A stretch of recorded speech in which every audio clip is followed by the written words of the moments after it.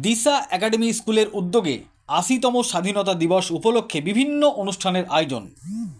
দিশা academy স্কুলের পক্ষ থেকে একটি বর্ণাঢ্য র্যালির আয়োজন করা হয়। তারপর জাতীয় পতাকা উত্তোলন, জাতীয় সঙ্গীত পরিবেশন, বন্দে মাতারাম সঙ্গীত পরিবেশন, সমস্ত স্বাধীনতা সংগ্রামীদের প্রতি শ্রদ্ধা নিবেদন এবং বিভিন্ন অনুষ্ঠানের আয়োজন করা হয় দিশা একাডেমি স্কুলের পক্ষ থেকে।